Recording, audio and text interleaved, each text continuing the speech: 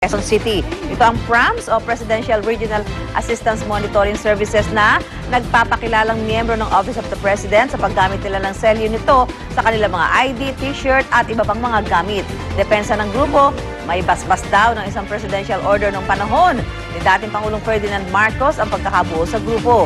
Pero ayon sa QCPD, 1985 pa raw nang buwagin ito ng Malacanang at mismong Malacanang din ang nag-utos na manmanan nila ang naturang grupo. Baka hindi nila alam na palitan tayo ng presidente ilang beses. Oo, since Kala nila si Marcos pa rin ang presidente. Ano ba? Kasi sa abuso yung ganyan. Alam mo, Yan, ibayad dapat pala, ID. ibayad pala siguro sa ID, kumikita rin, di ba? Diba?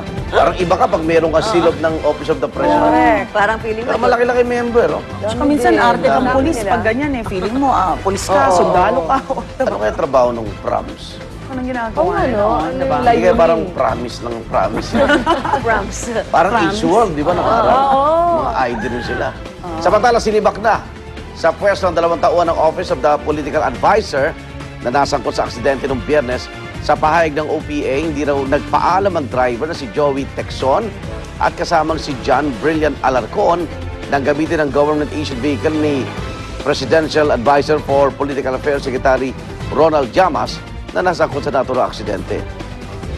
Ang dalawa po ay miyembro ng Administrative and Support Staff ng OPA. Si Llamas ay kasalukuyan nasa Switzerland para sa UN Human Rights Conference. Sinuway rin daw ni Texon at Alarcon ang utos si Llamas na alisin noon sa kanyang sasakyan at itago ang nakalagay na assault rifle. Ang naturang rifle ay natuklasan ng otoridad noong araw ng aksidente. Pangkumpirma ng OPA nakarehistro sa kalihim ang rifle. Oops. Handa naman daw makipagtulungan, mga ano yun, kasamahan. Handa naman makipagtulungan ng OPA sa investigasyon habang sinisikap naman ng GMA News na bakunan reaksyon sila Texon at Alarcon. Hindi. Sino yung nagtakbo Ano na yan pa rin? eh? Suspendido Hindi. na. Mga kasama, humingi na ayuda. Mga kasama nung Tapos pinayagan na takbo yung baril. Alam, malaman Ano talaga, ba ang naman? rehistrado talaga yung assault rifle. Parang na may yun. tago pa, sabihin wala. Oo. Pero may camera doon na. Oo. Di ba naisip yun? Buti na lang na may media eh. At nahuli. Tsaka walang Saka ano napag-uusapan. yan, maraming tanong dyan. Oo, kasi plaka 6. Di ba? Yung una, government official. Hindi dahilan yung wala si Llamas. Secretary Oo. Llamas. Oo. Nag-joyride yata. At ito, Mananamantala naman dyan. ito naman balitang sports tayo. Dumating na sa Los Angeles, California si pambansang kamao Manny Pacquiao kahapon para sa kanyang training. Itutuloy niya ang nasimulang matinding ensayo para sa muling pagharap nila ni Juan Manuel El Dinamita Marquez sa November 12. Pinagkaguluhan ng media ang ating pound-for-pound king sa pagdating lang niya sa LAX Airport kasama sina Coach Freddie Roach, trainer na si Buboy Fernandez at ang kanyang sparring mate. Ayon kay Pacman, magsisimba muna siya bago simulan ang ensayo sa Lunes. Alam ba, nung nagpunta ako sa LA dati, nakasabay ko si Pacman. In fairness, kalmado yung mga Jimmy tao nung Santos, una. no? Kaya lang nagpa-picture yung isang Pinoy. Sabi ko, sige, picture ako kayong dalawa. After nun, tuloy-tuloy na. At Mukhang grabe, Jimmy Santos. naghihintay na tao sa labas. Non-stop Ay, na. grabe. Paparazzi Parang na superstar talaga. si Manny Yes, everywhere. everywhere We he should be goes. proud. Pagpunta lang po tayo sa bansang Thailand mula sa Amerika, ayan, kung saan libo-libo na ang inilikas dahil sa patuloy na pagbaha sa probinsya ng Ayutthaya.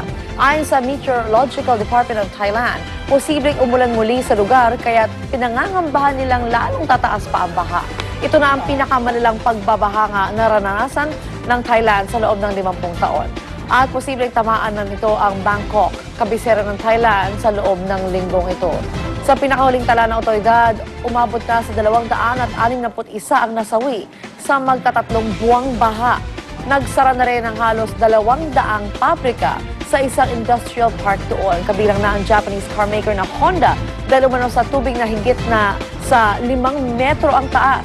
Nailikas na rin ng Honda ang mahigit 3,000 nagawa ng sasakyan para hindi ito malubog sa baha. Ako na talaga panahon, no? Mas lalo mumura ngayon ang mga bilihin sa Thailand, sa Bangkok. O baka magmamahal. Nakalagay ba Bangkok? Baka kalumpit yan. Baka pumasok na raw sa Oo nga, Bangkok. parang floating market Wala lang sa eh, diba? Ayutthaya. Wala nang pinagkaiba eh, no? Kala mo, kalumpit lang. Alam mo, Pilipinas din eh.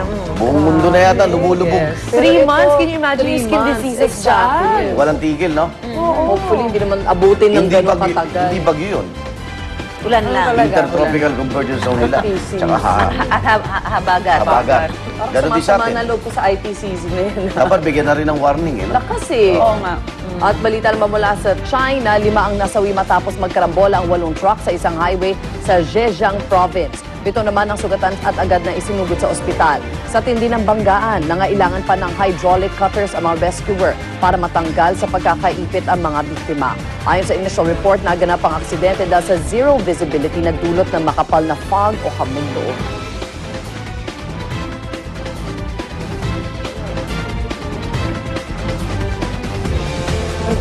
At balitang Hollywood naman po tayo.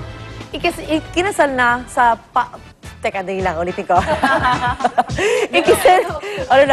Ikinasal na para sa pangatlong pagkakataon ang dating Beatles band member na si Sir Paul McCartney. Kitang-kitang very happy si Sir Paul at ang kanyang new wife na si Nancy Shevell na isang American businesswoman. Ang ganda niya, ha? After the ceremony na ginanap sa Westminster Registry Office sa London. Dito rin ginanap ang first wedding ni Paul noong 1969 sa pumanaw niyang asawang si Linda Eastman. 69 years old na si Paul habang noon si Nancy naman ay 51. Present din sa ceremony si Ringo Starr na isa ring former Beatle kasama ang kanyang asawa na si Barbara Bach. Andiyan kaya yung anak niya na si Stella McCartney? Baka yung pa nag-design. Yun talaga. Kasi si Stella dati ayaw na ayaw sa isang wife, kayo yung nag-reunite pangalawa. din. Di ba yung aktivista na Nagumamit lang kay Paul McCartney. Matagal na mag-asawa yung si Barbara Bach at si Si Ringo Starr. si Ringo Starr. That's wonderful. Yan ang drummer. Ako loyal naman Sila ang natira. Beatles sa mga asawa nila. Isa lang talaga. Oo. Anong isa lang? Isa lang naging wife nila. Oo. Si Paul namatay lang sa cancer yung first wife. Tapos naging controversial lang yung second wife niya dahil di ba parang may issue about pornography yata. And money.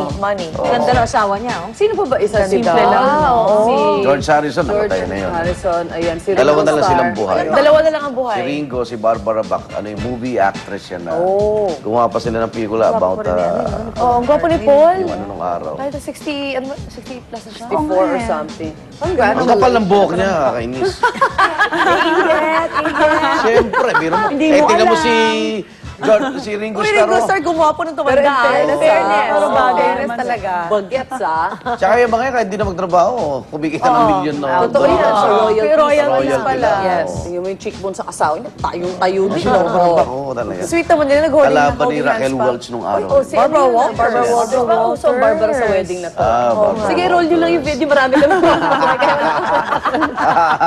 At kami bonggang Balik tayo wedding. sa kasal dito. Ayan, dito lang. Local. Kami bonggang wedding si Sir Paul sa England. Akasalan din po ang ating babalita dito sa Pilipinas. Yan ang explosive revelation ng ating kapusong si Pia Guanyo na ikinasal na pala. Sa Showbiz Central kahapon, kinumpirma ni Pia ang naganap na kanilang intimate Christian wedding sa tahanan ng mga magulang ng ngayon husband niyang si Steve Mago last October 1. Matagal na raw nilang pinaplano ang kasal, ngunit pinili nila ito maging pribado para mas maramdaman daw nila ang kabanalan ng kasal.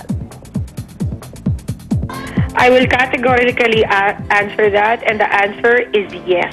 We just really wanted it kasi private, and we wanted just a few people. Ayaw talaga namin ng any kind of unnecessary distractions, which what a big real wedding entails. So para Ayun, next Ay, year. bitin. So parang ano? So far. So far. Congratulations. Next year na lang. Like, you know, Next year daw ang plano nilang may church kailangan wedding suotin. na posibleng gawin. Ayan, saan kaya yan? Sa Surprise. ibang bansa. Sa ibang bansa. Sa Italy daw, di ba? Sa They beach. want- Gusto nila sa Italy is the new Hong Kong. Ganda.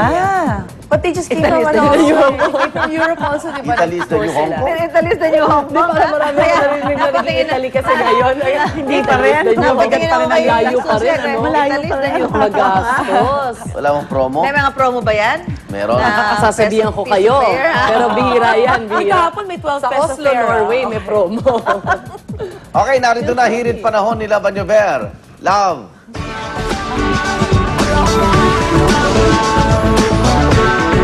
Maraming salamat, Igan. Eto na po mga kapuso mula sa Pag-asa. Meron po silang namatang active LPA.